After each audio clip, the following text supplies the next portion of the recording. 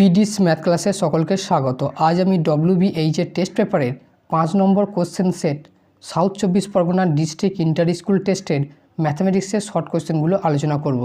একের দাগের একের কোশ্চেনটা আছে, অমল এবং বিমল একটি ব্যবসা শুরু করে। অমল 500 টাকা 9 মাসের জন্য এবং বিমল কিছু টাকা 6 মাসের জন্য ব্যবসায় নিয়োজিত করে।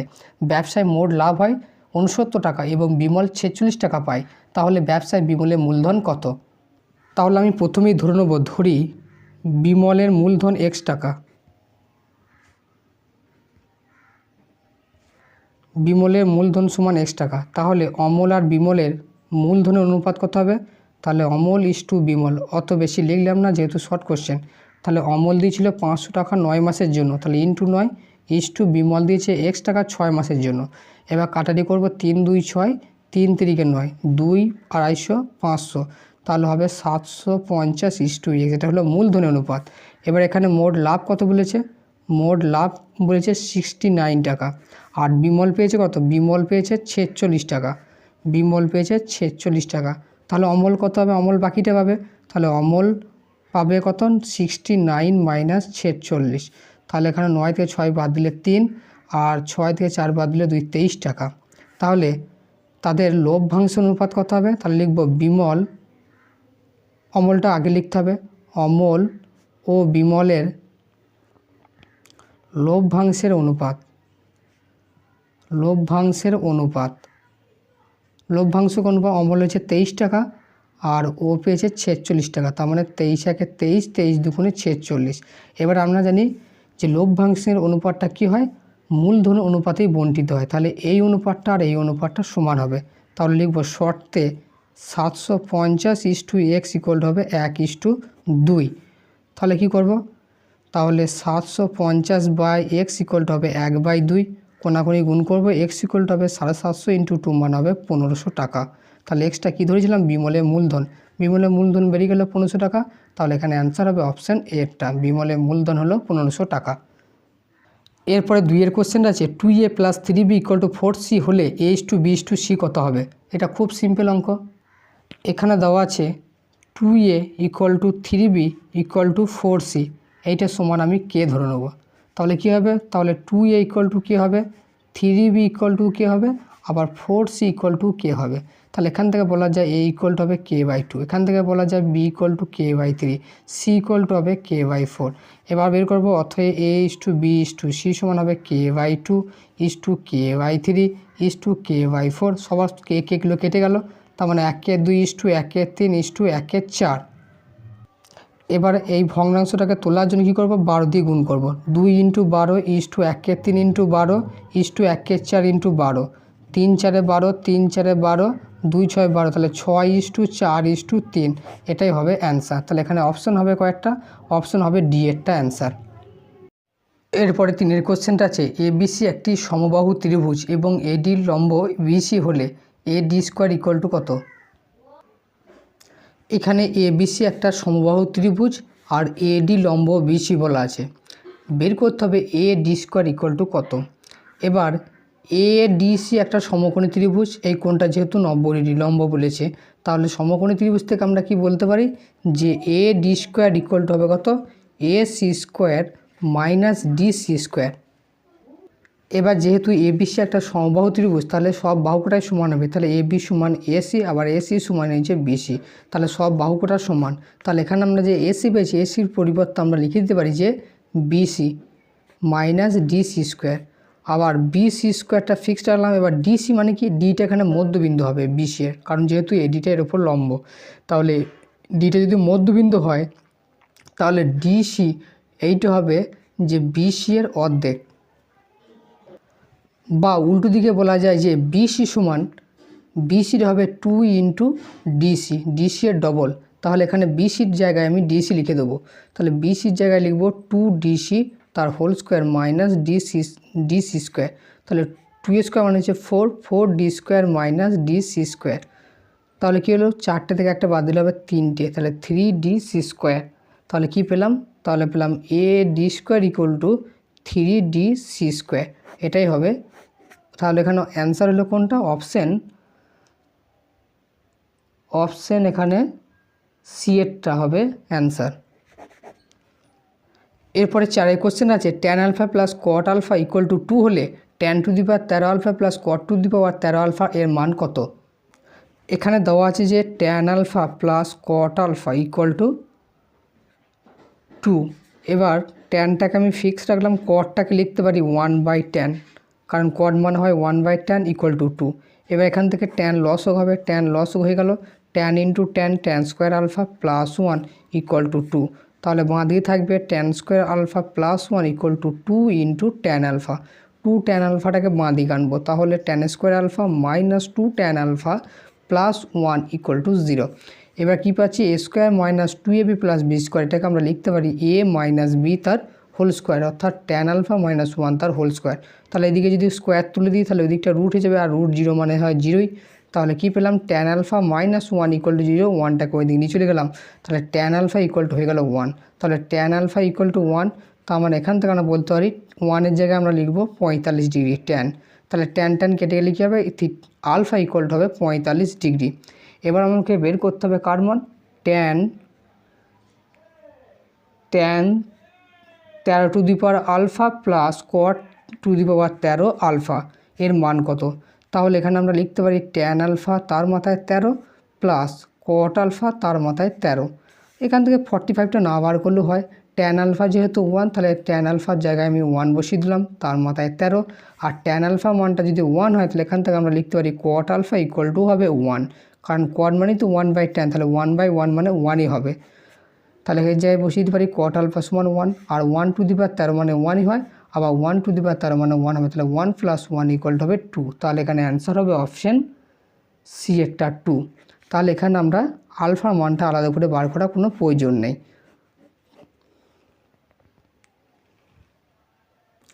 এরপরে 4 কোশ্চেন আছে, এরপরে 5 কোশ্চেন আছে 8 দৈর্ঘ্যের ব্যাসার্ধ বিশিষ্ট একটি নীরের অর্ধগোলকের থেকে সর্ববৃহৎ যে নীরের শঙ্কু কেটে নেওয়া যাবে তার আয়তন কত। আমি ধরলাম এটা একটা অর্ধগোলক যার ব্যাসার্ধ দৈর্ঘ্য হচ্ছে আর, তাহলে অর্ধগোলকের ব্যাসার্ধ যদি আর হয় তাহলে এর হাইটটা কত হবে, এর হাইটটাও হবে আর, কারণ অর্ধগোলকের ব্যাসার্ধ আর এই হাইটটা সেম হয়ে যায়। এবার বলছে এই অর্ধগোলকটা থেকে সর্ববৃহৎ কত আয়তনের শঙ্কু তৈরি করা যাবে। তাহলে এখান থেকে এই অংশটা কেটে দিলে এখান থেকে একটা শঙ্কু তৈরি হবে। এবার এই শঙ্কুর আর আয়তনটা বের করতে হবে। তাহলে আমি প্রথমেই ধরবো যে ধরি অর্ধগোলকের ব্যাসার্ধ, ধরি অর্ধগোলকের ব্যাসার্ধ সমান হচ্ছে আর একক। তাহলে অর্ধগোলকের ব্যাসার্ধ যদি আর হয় তাহলে শঙ্কু যেটা তৈরি হবে তারও ব্যাসার্ধ আর হবে। তাহলে এখানে শঙ্কুর ব্যাসার্ধ সমান হয়ে যাবে আর একক। আবার শঙ্কুর উচ্চতাটাও কত হয়ে যাবে, শঙ্কুর উচ্চতা এটাও হয়ে যাবে আর একক। তাহলে উচ্চতা ব্যাসার্ধ দুটি আর হলো। এবার শঙ্কুর আয়তন বের করব। তাহলে শঙ্কুর আয়তনের সূত্র জানি 1/3 পাই আর স্কোয়ার এইচ, এত ঘন একক। এবার 1/3 পাই আর এর মানটা আরই থাকলো, এইচের জায়গায় আর বসিয়ে দিলাম। তাহলে কী হলো, 1/3 পাই আর এর কিউব এত ঘন একক। তাহলে এখানে অপশান কোনটার সাথে ঠিক হবে, অপশান হবে পাই আর কিউব বাই 3 এত ঘন একক। তাহলে অ্যান্সার হবে অপশান ডি এরটা, পাই আর কিউব বাই 3 এত ঘন একক। এরপরে 6 কোশ্চেন আছে 30, 34, 35, 36, 37, 38, 39, 40 তথ্যে 35 না থাকলে মধ্যমা বৃদ্ধি পায় কত।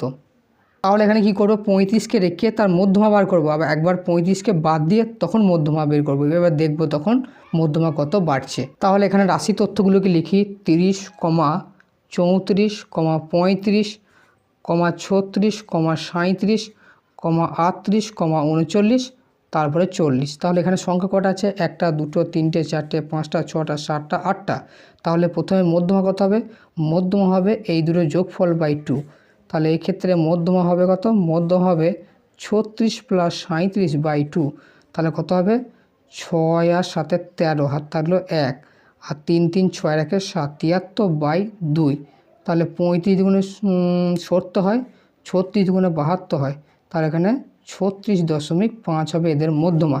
এবার 35টাকে বাদ দিয়ে লিখব, তাহলে 30, 34, তারপরে 35 বাদ দিলে হবে 36, 37, 38, 39, 40।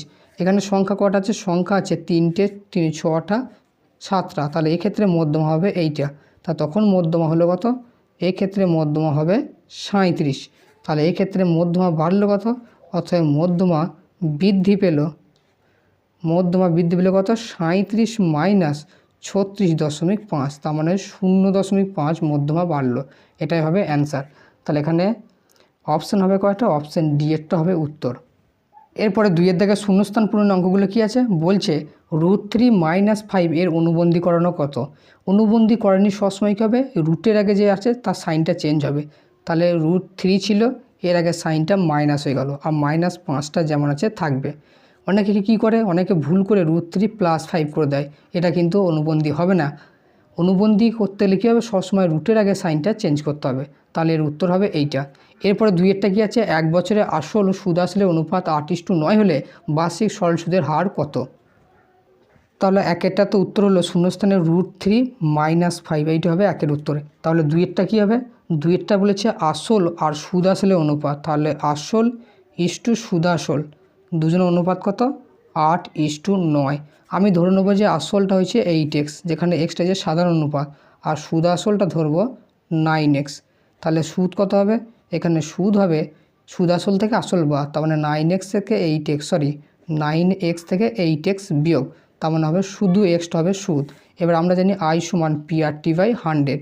এখানে সুদের পরিমাণটা আইটা কত, x টাকা বসিয়ে দেবো, আসল কত, আসল 8x বসিয়ে দেবো, আর এর মানটাই বের করতে হবে। টাইমটা কত বলেছে, 1 বছর, 1 বসিয়ে দিলাম বাই 100।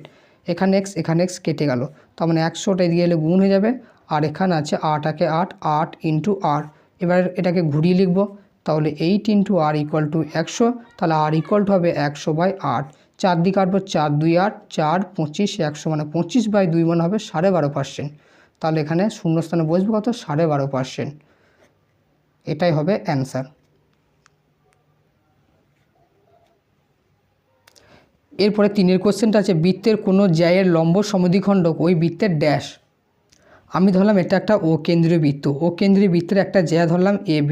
এবার এই জ্যাটার লম্ব সমদ্বিখণ্ডক কী হবে, এইটা হবে। তাহলে লম্ব সমদ্বিখণ্ডক সবসময় কেন্দ্রবিন্দুগামী হয়, তাহলে কেন্দ্র দিয়ে পাস করবে, তাহলে এখানে শূন্যস্থানে বসবে যে কেন্দ্রবিন্দুগামী বা শুধু কেন্দ্রগামী, এটাই হবে অ্যান্সার। এরপরে 4-এর কোশ্চেন আছে, পাই রেডিয়ান একটি ড্যাশ কোণ। পাই রেডিয়ান সবসময় যেন একটা ধ্রুবক কোণ, তাহলে এখানে শূন্যস্থানে বসবে ধ্রুবক, তাহলে এটা হয়ে গেল। 5-এর কোশ্চেনটা আছে, একটি নিরেট অর্ধগোলকের সমতল সংখ্যা কটা। একটা যদি নিরেট অর্ধগোলক হয়, তাহলে অর্ধগোলকের সমতল কটা হবে, সমতলের উপর তলটাই হবে শুধু সমতল। যদি বলতো মোট তল কটা, মোট তল হতো দুটো, একটা বক্রতল একটা সমতল।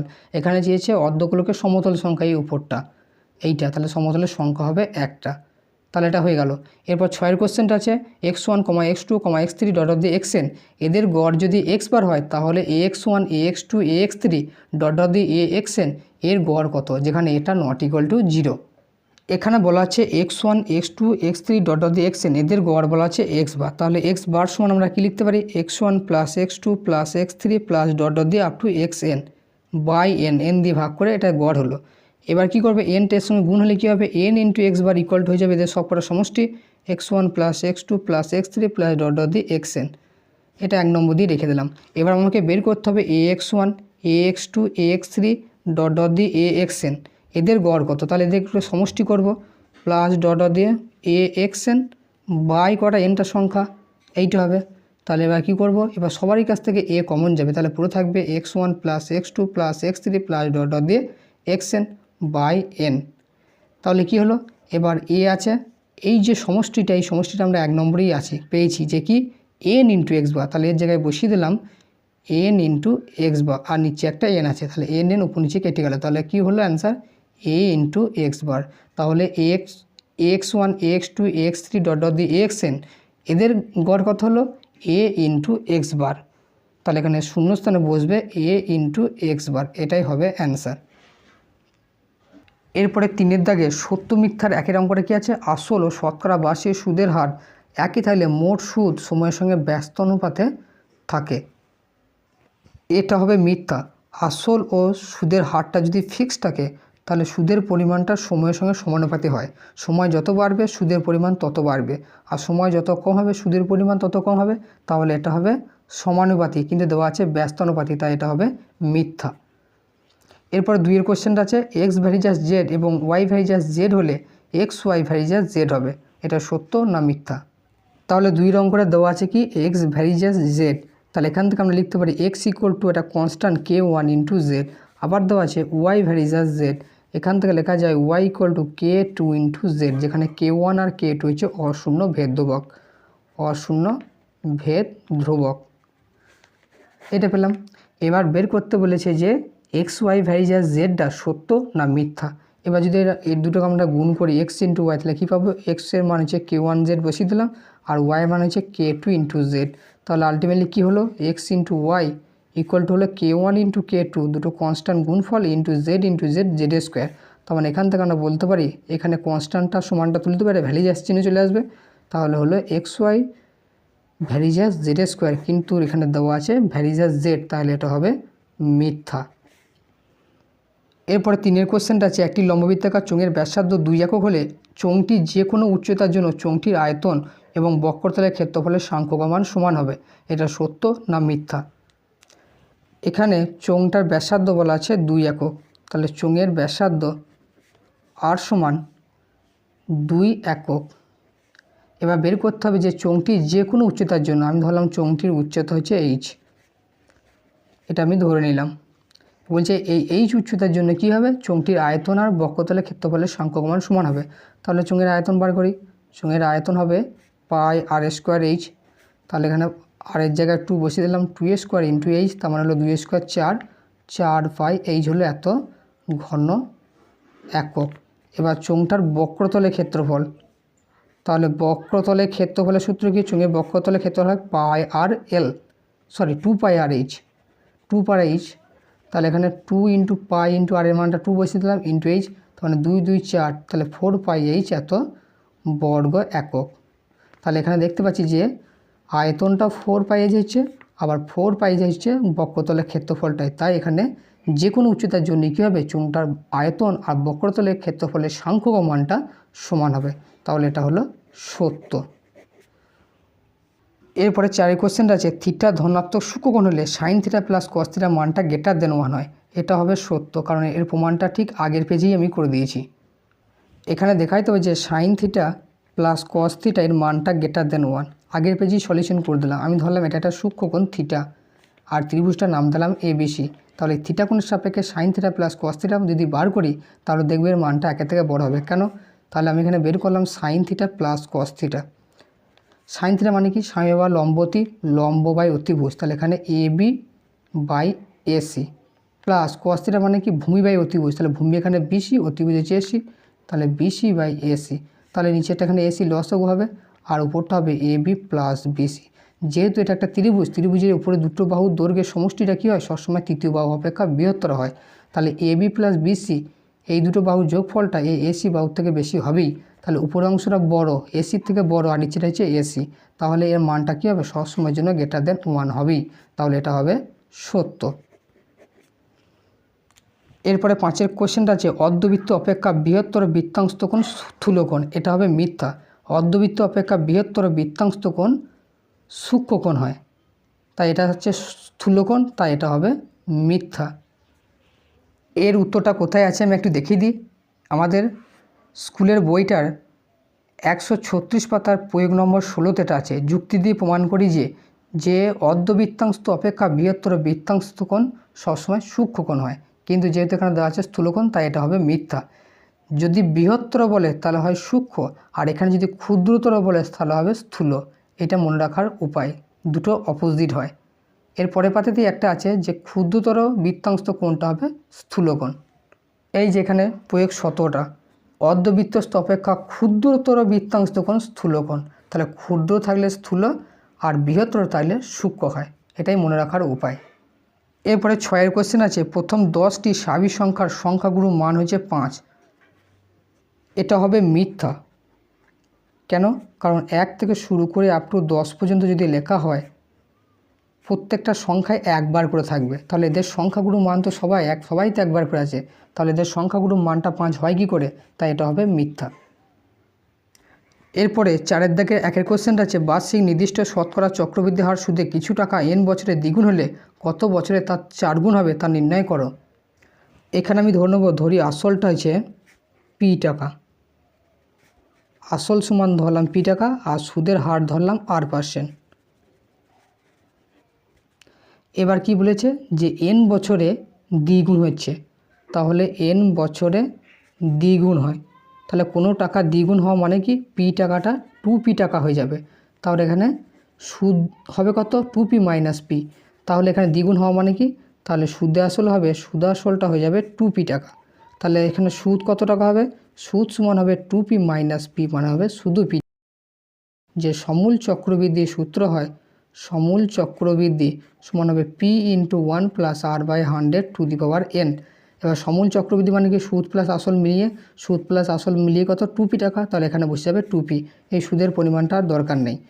আর এখানে p বসলো × 1 + r, 8/100, আর n এর মান কত আছে, n এর মান এখানে n আছে, n বছরে দ্বিগুণ হয়। এখানে p কেটে গেল, তাহলে এখান থেকে আমরা লিখতে পারি যে 1 + r/100⁴n এর মানটা হচ্ছে 2। এটা এখানে পরবর্তীকালে কাজে লাগবে বলে 1 নম্বর দিয়ে রেখে দিলাম। এবার বলেছে কত বছরে তা 4 গুণ হবে। আমি ধরি t বছরে 4 গুণ হবে, তাহলে t বছরে 4 গুণ হওয়া মানে কি t বছরে 4p টাকাটা হয়ে যাবে 4p টাকা, তাহলে এটাই হিসেবে সুদ আসল বা সমূল চক্রবৃদ্ধি। তাহলে এখান থেকে আমরা লিখতে পারি যে সমূল চক্রবৃদ্ধি সমান হবে p × 1 + r/100⁴t এর মান কত, এটাই বার করতে হবে t এর মানটা কত বছর হবে, তাহলে এখানে n এর মানটা t বসিয়ে দিলাম। এবার সমূল চক্রবৃদ্ধি মানে কি 4p বসিয়ে দিলাম, 4p টাকা হবে, p বসিয়ে দিলাম, 1 + r/100⁴t, p কেটে গেল। এখানে 4 আছে, 4টাকে আমরা লিখতে পারি 2^², তাহলে 1 + r/100⁴t। এবার 2 এর মানটা আমরা এখানে 1 নম্বরে পেয়ে বসে আছি, 2 সমান কত এইটা, তাহলে 2 এর জায়গায় আমি বসিয়ে দেবো ব্র্যাকেটে 1 + r/100⁴n, আর টোটালটার বাইরে কত আছে 2 আছে, বসিয়ে দিলাম, তাহলে 1 + r/100⁴t। এবার 1 + r/100⁴ এখানে n আর তার মাথায় 2, তার মানে এটা হয়ে যাবে 2n সমান 1 + r/100⁴t। এবার এইখানে বেসটা এর বেসটা সেম, তাহলে t আর এই পাওয়ারটা সমান হবে, তাহলে এখান থেকে বলতে পারি t সমান হবে 2n। আর টিটা কি ধরেছিলাম, টিটা ধরেছিলাম যে t বছরেই 4 গুণ হবে, তাহলে এখান থেকে বলতে পারি যে 2n বছরে 4 গুণ হবে, এটাই হবে অ্যান্সার। অতএব 2n বছরে 4 গুণ হবে, এটাই হবে অ্যান্সার। এরপরে 2 এর কোশ্চেনটা আছে, জয়ন্ত, অজিত ও কুণাল মোট 15,000 টাকা দিয়ে একটি অংশীদারি কারবার শুরু করে। বছরের শেষে জয়ন্ত, অজিত, কুণালের লাভ হয় যথাক্রমে এত এত টাকা। জয়ন্ত কত টাকা ব্যবসায় নিয়োজিত করে তা নির্ণয় করো। এখানে মোট মূলধনের পরিমাণটা বলা আছে, মোট মূলধন বলা আছে 15,000 টাকা, অর্থাৎ 3 জন মিলে 15,000 টাকা দিয়ে তারা ব্যবসা শুরু করেছে। এখানে দেওয়া আছে গিয়ে তাদের লভ্যাংশের অনুপাতটা, তাহলে লিখব যে লভ্যাংশের অনুপাত কত হবে, প্রথম জন জয়ন্ত কত টাকা পেয়েছে 800 টাকা, ইস্টু তারপরের জন পেয়েছে 1000 টাকা, আর একদম কুণাল শেষ জন পেয়েছে 1200 টাকা। তাহলে তো লভ্যাংশ অনুপাত কী হবে, দুটো দুটো শূন্য কেটে দিলাম, তাহলে 8:10:12, আবার 2 দিয়ে কাটবে, 4 2 8, 5 2 10, 6 2 12, তাহলে এইটা হলো তাদের লভ্যাংশ অনুপাত। এবার আমরা জানি যে লভ্যাংশের অনুপাতটা কার সাথে সমান হয়, মূলধনের অনুপাতের সাথেই সমান হবে, কারণ যে যেরকম লভ্যাংশ পেয়েছে তার মানে সেই অনুপাতেই তারা মূলধন দিয়েছিল। তাহলে এখানে বের করতে হবে কার টাকাটা, জয়ন্ত কত টাকা, তা জয়ন্ত কোনটা, জয়ন্ত হচ্ছে প্রথম জনারটা, তাহলে লিখব অতএব জয়ন্তর মূলধন কত হবে, জয়ন্তের লভ্যাংশে আনুপাতিক ভাগ আর কত 4/5 আছে 9, 9 আর 6 15 ইন্টু মোট মূলধন ছিল 15। সেই একই রকমভাবেই এখানে লাভ গুণ করি, এখানটা উল্টো দেওয়া আছে, অন্য অঙ্কের ক্ষেত্রে মূলধন অনুপাত দেওয়া থেকে লভ্যাংশগুলো বার করতে হয়, আর এখানে লভ্যাংশের অনুপাতটা দেওয়া আছে আর এখানে মূলধনের মোট পরিমাণটা দেওয়া আছে, তাহলে মূলধনটা অবশ্যই বের করতে পারবো। তাহলে এদের জয়ন্তের মূলধনের পরিমাণটা কত হবে, 4 সব করা যোগফল আনুপাতিক ভাগার ইন্টু মোট মূলধনটা হচ্ছে 15,000 টাকা, গুণ করব, 15 একে 15 কেটে গেল, তাহলে 4 একে 4, 4,000 টাকা। তার মানে জয়ন্ত এই 4,000 টাকা দিয়ে ব্যবসাটা শুরু করেছিল, এটাই হবে অ্যান্সার। এরপরে 3 কোশ্চেনটা আছে, একটি ধনাত্মক প্রকৃত ভগ্নাংশ ও তার অনন্যকের অন্তর হয় 9/20, ধনাত্মক প্রকৃত ভগ্নাংশটি নির্ণয় করো। তাহলে প্রথমেই আমি ধরে নেব যে ভগ্নাংশটা এক্স, ধরি ভগ্নাংশটি প্রকৃত ভগ্নাংশ, এখানে ধরি প্রকৃত ভগ্নাংশটি সমান হচ্ছে এক্স। এবার শর্তানুসারে কি বলেছে, শর্তানুসারে এখানে বলা আছে যে প্রকৃত ভগ্নাংশটা প্লাস তার অনন্যকের সমষ্টি, এটা সমান, অনন্যকে অন্তর বলা আছে সরি, তাহলে মাইনাস ইকুয়াল টু হবে কত 9/20।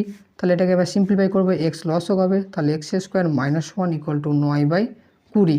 তাহলে এখানে গুণ করি 20 ইন্টু এক্স স্কোয়ার মাইনাস 20 আর 9x, 9xটাকে এবার এদিকে নিয়ে আসবো, তাহলে 20x square minus 9x minus 20 equal to 0। তাহলে এখানে 20 আর 20 একে ভেঙে 9 নিয়ে আসতে হবে। এই 20কে ভাঙলে হয় 5 4 20 আর ওই 20কে ভাঙলে হবে 5 4 20। তাহলে কী হবে, আসবে 5 5 25 মাইনাস 16 করলেই তো 9 হয়ে চলে আসবে। তাহলে 20x স্কোয়ার মাইনাস 20কে আমরা লিখতে পারি 25 মাইনাস 16, 9কে লিখলাম মাইনাস 20 ইকুয়াল টু 0, বা 20x square minus 25x plus 16x minus 20 equal to 0। এখান থেকে কমন যাবে কত, 5 4 20, 5 5 25, তাহলে 5x কমন যাবে, তাহলে 5 4 20 মাইনাস 5 প্লাস এখান থেকে 4 কমন যাবে, তাহলে 4 4 16 মাইনাস 4 5 20। এবার কমন যাবে 4x মাইনাস 5 দু জায়গায় আছে, আর পড়ে থাকলো 5x প্লাস 4 ইকুয়াল টু 0। এবার দুটো গুণফল 0 হলে কী হয়, হয় প্রথমটা সমান 0, তাহলে 4x minus 5 equal to 0, that is 4 is equal হবে 5 4, আর না হয় কী হবে 5x প্লাস 4 ইকুয়াল টু 0, তাহলে 5x ইকুয়াল টু মাইনাস 4, তাহলে x ইকুয়াল টু হবে মাইনাস 4/5। এবার এখানে অঙ্কে বলা আছে যে একটি ধনাত্মক প্রকৃত ভগ্নাংশ, তাহলে ঋণাত্মক এটা হবে অগ্রাহ্য, এটা নেওয়া যাবে না, কারণ ধনাত্মক বলা আছে। তাহলে x এর মানটা কত হলো, সরি এটা x হবে, x ইকুয়াল হবে 5 4, তাহলে এটাই হবে ভগ্নাংশটি। অতএব প্রকৃত ভগ্নাংশটি হলো 5 4। এরপরে 4 কোশ্চেন আছে, x varies as y, y varies as z এবং জেড ভ্যারিজাস এক্স হলে অশূন্য ভেদ ধ্রুবক তিনটির সম্পর্ক নির্ণয় করো। এখানে দেওয়া আছে যে এক্স ভ্যারিজাস ওয়াই, তাহলে এখান থেকে আমরা লিখতে পারি এক্স ইকুয়াল টু k1 একটা কনস্ট্যান্ট ইন্টু ওয়াই।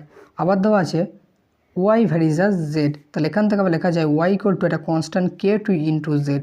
আবার আছে জেড ভ্যারিজাস এক্স, এখান থেকে লেখা যায় Z equal to k3 into x. এবার এখানে লিখতে দিতে হবে যে k1 k2 k3 এরা হচ্ছে অশূন্য ভেদ ধ্রুবক, অশূন্য ভেদ ধ্রুবক লিখে দিলাম। তাহলে এখান থেকে আমরা লিখতে পারি এটাকে 1 নম্বর দিলাম, এটাকে 2 নম্বর আর এটাকে 3 নম্বর, তিনটে নাম দিলাম। এবার এই মানগুলো এখান থেকে বসাবো। এই ওয়াই ইকুয়াল কত আছে, ওয়াই ইকুয়াল আছে k2 ইন্টু জেড, তাহলে এখানে জেডের মানটা বসাতে পারবো। তাহলে ফ্রম 2 and 3, 2 আর 3 থেকে কী পাবো, y equal to k2 into Z.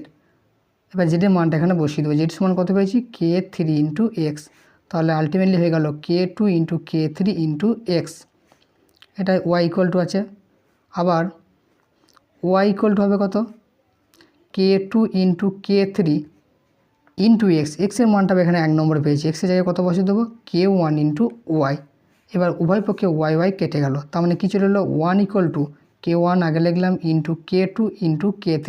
এই যেখানে লিখলাম এখানে এক্সের মানটা ফ্রম 1 বা 1 থেকে পাই বলে লিখে দিই, এক্সের মানটা 1 থেকে পেয়েছি, এখানে বসিয়ে দিলাম। তাহলে কি হলো k1 into k2 into k3 সব করা গুণফল হয়ে গেল 1। এটাই তো চেয়েছিল যে ভেদ ধ্রুবক তিনটির সম্পর্ক। তাহলে এখান থেকে আমরা লিখতে পারবো যে ভেদ ধ্রুবক তিনটির গুণফল হচ্ছে 1, ধ্রুবক তিনটির গুণফল ইকুয়াল টু হবে 1, এটা হচ্ছে নির্ণয় সম্পর্ক। এরপরে 5 কোশ্চেন আছে, দুটি বৃত্তের ব্যাসার্ধ দৈর্ঘ্য 8 সেমি ও 3 সেমি এবং তাদের কেন্দ্রদ্বয়ের মধ্যে দূরত্ব হচ্ছে 13 সেমি। বৃত্তদ্বয়ের একটি সরল সাধারণ স্পর্শকের দৈর্ঘ্য নির্ণয় করো। এটা একটা খুব ইম্পর্টেন্ট কোশ্চেন, প্রত্যেকটা পেজেই দেখছি দিচ্ছে। এখানে ধরলাম এ কেন্দ্রীয় একটা বৃত্ত, বি কেন্দ্রীয় একটা বৃত্ত। এ কেন্দ্রীয় বৃত্তটা ব্যাসার্ধ আছে 8, এর আছে 3, আর কেন্দ্র দুটোর মধ্যে দূরত্ব দেওয়া আছে কত 13 সেমি। তাহলে এর যে একটা স্পর্শক হবে, স্পর্শকটার দৈর্ঘ্য বের করতে হবে। ধরুন এটা পি বিন্দু, এটা ধরলাম কিউ বিন্দু, এবার পি কিউ স্পর্শকটার দৈর্ঘ্য নির্ণয় করতে হবে। এটা একটা সরলরেখা, এবার এর উপর লম্ব টানতে হয়, এটা 90 ডিগ্রি হয়, কারণ কি স্পর্শক এবং স্পর্শক বিন্দুগামী ব্যাসার্ধ পরস্পর লম্বভাবে অবস্থিত, আবার এটাও হবে লম্ব, এই কোণটা 90 ডিগ্রি। তাহলে এ থেকে পি এর দৈর্ঘ্য কত, টোটালটা বলেছে 8 সেমি, 8ই হবে, আর এটা হবে 3 সেমি। এবার কি করব, এবার এই কিউ বিন্দু থেকে এর উপর একটা লম্ব টানতে হবে, নাহলে অঙ্কটা হবে না। এটার নাম দিলাম আর বিন্দু। তাহলে কেন্দ্র দুটোর মধ্যে দূরত্ব এ বি, এটা যদি 13 হয় তাহলে এটাও একটা 13 হবে, 8 থেকে কিউ। এবারে এগুলো লিখে নেব। এবার এখানে এপি হলো বড় বৃত্তটার ব্যাসার্ধ 8 সেমি, আবার বি কি হলো ছোট বৃত্তটার ব্যাসার্ধ 3 সেমি, আর এ থেকে বি কেন্দ্র দুটোর মধ্যে দূরত্ব বলা আছে 13 সেমি। তাহলে এইটা যদি 13 হয়, 8 থেকে কিউ এটাও হবে 13, এটাও হবে 13 সেমি। এবার এই কিউ থেকে এর উপর এটা সরলরেখা যোগ করছি। এবার এইটা যদি 3 সেমি হয় তাহলে এইখান থেকে এইটুকু হবে 3 সেমি। তাহলে এখান থেকে লেখা যায় 8 থেকে এ এটা হলো 3 সেমি। এবার বের করব 8 থেকে পি এর দৈর্ঘ্যটা কত।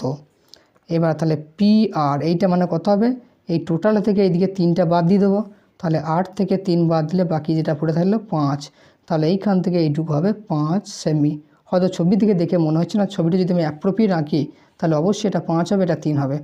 তাহলে এটা হয়ে গেল 5, এটা হয়ে গেল 13, তাহলে পি কিউটা অবশ্যই বেরিয়ে যাবে, কারণ এটা হচ্ছে 90 ডিগ্রি, এটা অতিভুজ, এটা ভূমি, এটা লম্ব। তাহলে এবার লিখব যে অতএব পি আর কিউ সমকোণী ত্রিভুজ থেকে পাই, ত্রিভুজ থেকে পাই। কার মান বার করতে হবে, পি কিউ স্পর্শকটা। তাহলে পি কিউ সমান হবে root over of R Q মানে অতিভুজের স্কোয়ার মাইনাস এখানে ভূমি আছে আর পি বা পি আর এর স্কোয়ার। তাহলে root over 13 square minus p আরের মান কত পেয়েছি 5, 5 স্কোয়ার। তাহলে রুট 13 মানে 169 মাইনাস 5 স্কোয়ার 25, তাহলে এটা হবে রুট 144, আর রুট 144 মানে হয়ে যাবে 12 সেমি।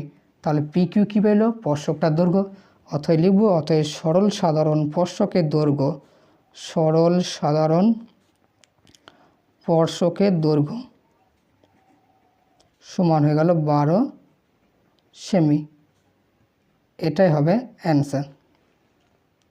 এরপরে 6এর কোশ্চেনটা আছে ও কেন্দ্রীয় বৃত্তে এ বি ব্যাস এবং সিডি যা পরস্পরকে বৃত্তের বাইরে ই বিন্দুতে ছেদ করে, অ্যাঙ্গেল এওডি সমান 140 এবং অ্যাঙ্গেল সিএবি সমান 50 ডিগ্রি হলে অ্যাঙ্গেল বিইডি এর মান নির্ণয় করো।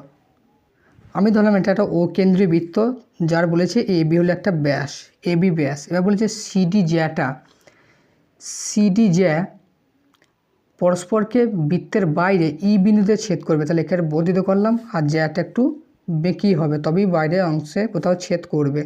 এটা ধরলাম ই বিন্দুতে ছেদ করেছে। তাহলে এ বি হলো বৃত্তটার ব্যাস, আর জ্যাটার বলেছে এখানে সিডি, দুটো পরস্পরকে ই বিন্দুতে ছেদ করেছে। এবার দেওয়া আছে অ্যাঙ্গেল এওডি, এওডি মানে এই অ্যাঙ্গেলটা দেওয়া আছে কত 140 ডিগ্রি। আর দেওয়া আছে সিএবি, সিএবি মানে এই অ্যাঙ্গেলটা, এটা দেওয়া আছে কত 50 ডিগ্রি। বের করতে হবে বিইডি অ্যাঙ্গেলটা কত, এটা কত।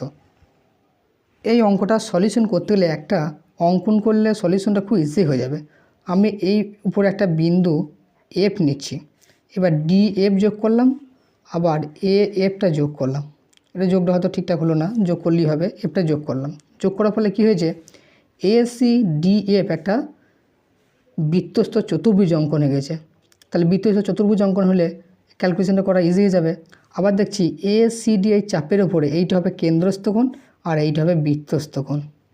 তাহলে এটা যদি 140 হয়, এটা তাহলে 70 ডিগ্রি হবে। সেটা এখানে লিখব যে এখানে অ্যাঙ্গেল যেটা দেওয়া আছে অ্যাঙ্গেল এওডি সমান হচ্ছে 140 ডিগ্রি, আর একটা দেওয়া আছে অ্যাঙ্গেল সিএবি সমান হচ্ছে 50 ডিগ্রি, অর্থাৎ এইটা। এবার আমি লিখব যে এসিডি বৃত্তচাপের ওপরে, এসিডি বৃত্তচাপের ওপর কেন্দ্রস্থ কোণ, কেন্দ্রস্থ কোণ হচ্ছে কোনটা এইটা এওডি, এবং বৃত্তস্থ কোণ, বৃত্তস্থ কোণ কোনটা এইটা অ্যাঙ্গেল এ এফ ডি। তাহলে এখান থেকে আমরা বলতে পারি কি, অর্থাৎ অ্যাঙ্গেল এ এফ ডি এর মানটা কী হবে, এই 140-এর অর্ধেক হবে, হাফ অফ অ্যাঙ্গেল এওডি সমান হবে হাফ ইন্টু 140, তার মানে এটা হয়ে যাবে 70 ডিগ্রি। তাহলে এটা 70 গেল। আবার এসি ডিএফ একটা বৃত্তস্থ চতুর্ভুজ, বৃত্তস্থ চতুর্ভুজের বিপরীত কোণগুলো পরস্পর সম্পূরক। তাহলে এটা যদি 70 হয় তাহলে এইটা হবে 180 মাইনাস 70। তাহলে এখান থেকে আবার লিখবো যে এসি ডিএফ একটি বৃত্তস্থ চতুর্ভুজ। এগুলো না লিখলেও হয়, একটি বৃত্তস্থ চতুর্ভুজ, এগুলো লিখলে অনেক বড় হয়ে যায়। তাহলে এবার লিখবো অর্থাৎ অ্যাঙ্গেল এসিডি সমান হবে 180 মাইনাস 70 ডিগ্রি, তার মানে এটা হবে 110 ডিগ্রি। এবার এসিএফ এই টোটালটা তো একটা ত্রিভুজ, তাহলে ত্রিভুজে এই কোণটা 50, এটা পেয়ে গেছে 110, তাহলে এই কোণটা অবশ্যই পাওয়া যায় 180 থেকে এই দুটো বিয়োগফল হয়ে যাবে। তাহলে অথবা অ্যাঙ্গেল, এবার ত্রিভুজটা লিখে ত্রিভুজ এসিই থেকে পাই বের করতে হবে বিইডি অ্যাঙ্গেল, অ্যাঙ্গেল বিইডি সমান হবে 180 মাইনাস ওই দুটো কোণ, একটা যে 50 110, এই দুটো যোগফলটা বাদ যাবে। তাহলে 180 মাইনাস এটা হবে 160, তার মানে এটা হবে 20 ডিগ্রি। তাহলে এই অ্যাঙ্গেলটা হয়ে গেল 20 ডিগ্রি, এটাই বের করতে বলেছিল। তাহলে এটাই হলো অ্যান্সার। এরপরে 7এর কোশ্চেন আছে এবিসি ত্রিভুজের পরিকেন্দ্র হচ্ছে ও এবং ডি বিন্দু হলো বিসি বাহুর মধ্যবিন্দু। অ্যাঙ্গেল বিসি সমান 40 ডিগ্রি হলে অ্যাঙ্গেল বিইডি এর মান কত? এখানে ধরলাম এবিসি একটা ত্রিভুজ যার পরিকেন্দ্র হচ্ছে ও, পরিকেন্দ্র মানে পরিবৃত্তের কেন্দ্র হচ্ছে ও। এবার দেওয়া আছে অ্যাঙ্গেল বিএসি, এই অ্যাঙ্গেলটা বলা আছে 40 ডিগ্রি। বের করতে হবে অ্যাঙ্গেল বিইডি এর মান কত। এখানে বিইডিটা হবে না, ওটা প্রিন্টিং মিস্টেক আছে, এটা বিওডি হবে। এখানে বলা আছে ডিটা হচ্ছে বিসি বাহুর মধ্যবিন্দু, বিইডি এখানে হয় না, বিইডি এখানে সম্ভব নয়, এটা প্রিন্টিং মিস্টেক আছে, এটা হবে বিওডি, মানে এই অ্যাঙ্গেলটা বের করতে হবে। এখানে ও কেন্দ্রীয় বৃত্তের এই বাহুটার এই বাহুটার সমান, তাহলে এই বাহু দুটো সমানের জন্য এই কোণ দুটো সমান হবে। এটা পরবর্তীকালে কাজে লাগবে, এখন লাগবে না। এখানে দেখছি যে বিসি এই চাপের ওপর এইটা হচ্ছে কেন্দ্রস্থ কোণ আর এইটা হচ্ছে বৃত্তস্থ কোণ। তাহলে এটা যদি 40 হয় তাহলে এটা কত হবে? এটা টোটালটা হয়ে যাবে 80। তাহলে আমরা লিখবো যেটা এখানে পি নাম দিলাম যে বিপিসি বৃত্তচাপের ওপর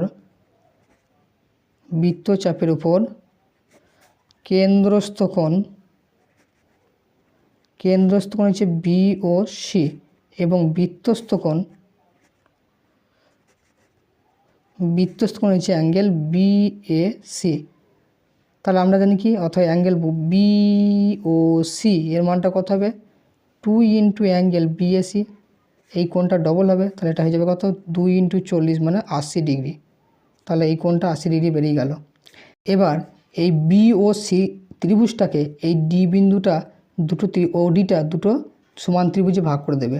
তাহলে এখানে ত্রিভুজ বিওডি আবার ত্রিভুজ সিওডি, এই দুটো ত্রিভুজে কি, দুটো ত্রিভুজের এর ওবিটা এর ওসির সাথে সমান, ওবি সমান ওসি। আবার ওডিটা হচ্ছে সাধারণ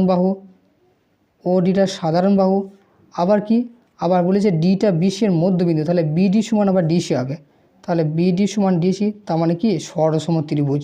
তাহলে সরসম ত্রিভুজ হলে কী হবে? এর এই কোণটা আর এই কোণটা সমান হবে। তাহলে এখান থেকে আমরা বলতে পারি অ্যাঙ্গেল বিওডি সমান অ্যাঙ্গেল সিওডি, দুটো কোণ সমান হবে। তাহলে টোটাল কোণটা ছিল 80, তাহলে একটা কত হবে? অর্ধেক হয়ে যাবে। অথবা অ্যাঙ্গেল বিওডি কত হবে? 80-র অর্ধেক হবে, মানে 40 ডিগ্রি। তাহলে এটাই হবে অ্যান্সার। এরপরে 8এর কোশ্চেনটা আছে একটি আয়তঘনের তল সংখ্যা এক্স, ধার সংখ্যা ওয়াই, শীর্ষবিন্দুর সংখ্যা জেড এবং কর্ণের সংখ্যা পি হলে x minus y plus z plus p এর মান নির্ণয় করো। এখানে আয়তঘনের তল বলেছে এক্স, তাহলে আয়তঘনের তল সংখ্যা ব্র্যাকেটে এক্স লিখব। তল কত হয়? আয়তঘনের তল হয় 6টা, 6। তারপর আছে আয়তঘনের ধার সংখ্যা, আয়তঘনের ধার কটা? ধার সংখ্যা, এটাকে নাম দিয়েছে ওয়াই। ধার কটা হয়? 12টা ধার হয়। এরপরে বলা আছে আয়তঘনের শীর্ষবিন্দুর সংখ্যা, এটাকে নাম দেওয়া হয়েছে জেড। আয়তঘনের শীর্ষবিন্দু কটা? 8টা শীর্ষবিন্দু। এবার বের করতে হবে আয়তঘনের কর্ণের সংখ্যা, আয়তঘনের ওরা পি নাম দিয়েছে। আয়তঘনের কর্ণ হয় 4টে।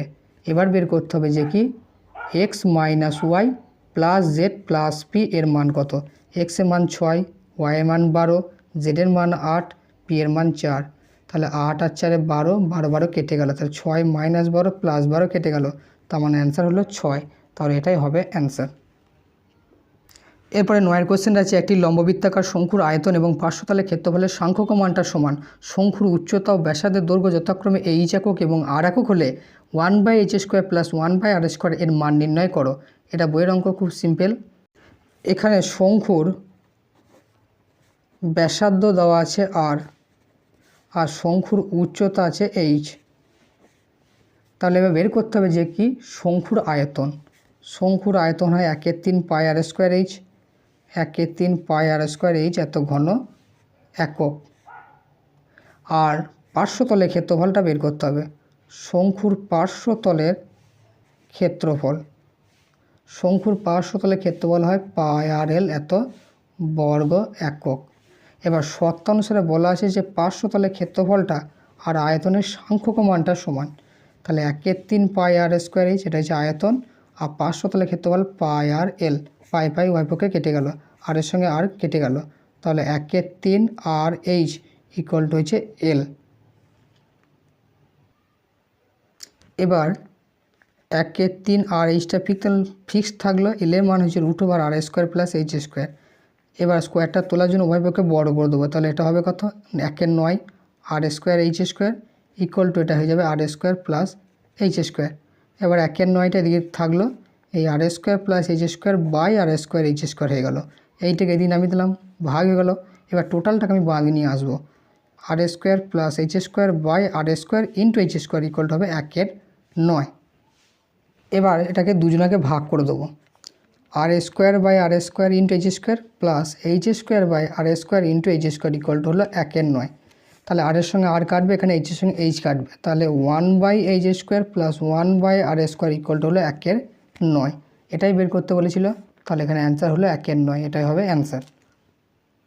এরপরে 10 কোশ্চেনটা আছে, একটি বৃত্তের 220 সেমি দৈর্ঘ্যের বৃত্তচাপ বৃত্তের কেন্দ্রে 63 ডিগ্রি কোণ উৎপন্ন করলে বৃত্তটির ব্যাসার্ধের দৈর্ঘ্য নির্ণয় করো। এখানে ধরলাম একটা বৃত্ত, এবার বলেছে যে 220 সেমি বৃত্তচাপটা কেন্দ্রের মধ্যে 63 ডিগ্রি কোণ উৎপন্ন করেছে। আমি ধরলাম এখান থেকে স্টার্ট করে এই অবধি 220 মিটার গিয়েছি, দিয়ে কেন্দ্রে 63 ডিগ্রি কোণ উৎপন্ন করেছে।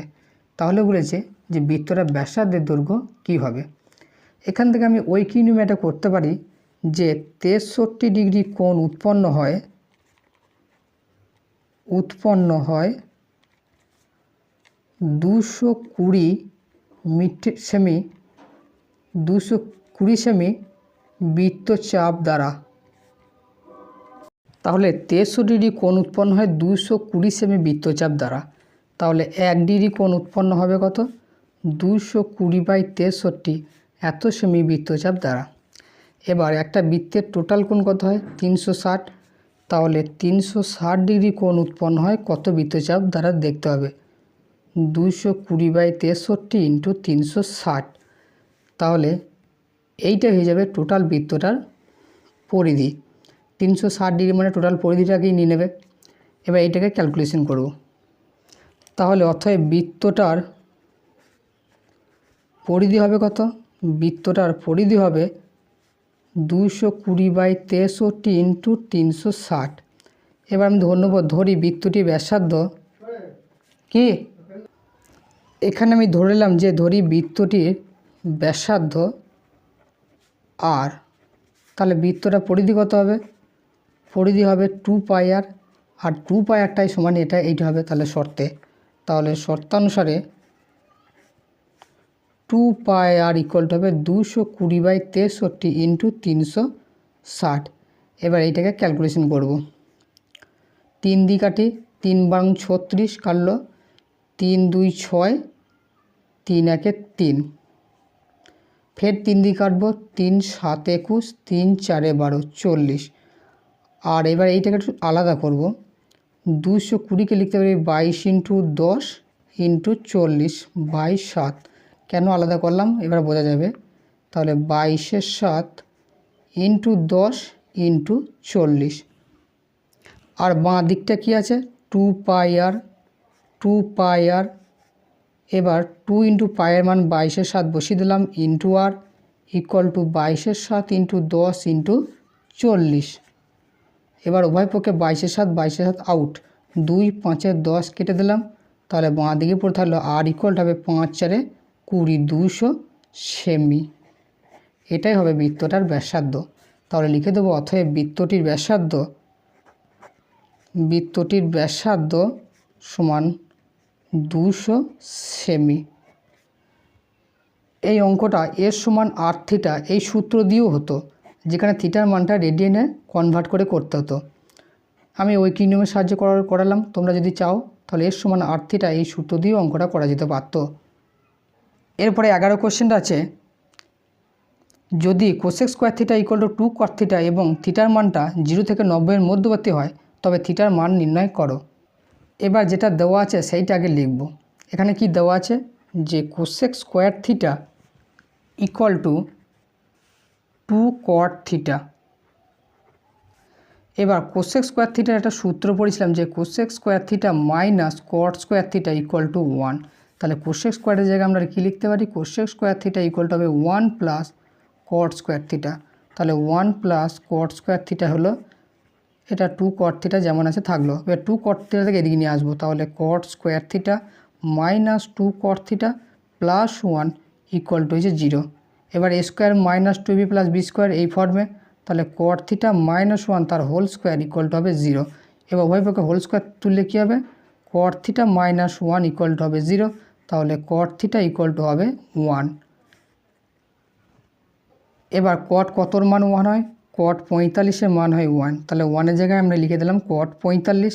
তাহলে এখান থেকে উভয় পক্ষে তুলনা করলে থিটা ইকুয়াল টু হবে 45 ডিগ্রি। থিটার মানটা পেয়ে গেলাম, তাহলে এটাই হবে answer, theta equal to 45 degree. এরপরে লাস্ট 12 কোশ্চেনটা আছে, u i equal to x i minus 25/10 এবং summation f i u i equal to 20 এবং summation f i equal to 100 হয়, তবে এক্স বার এর মান নির্ণয় করো।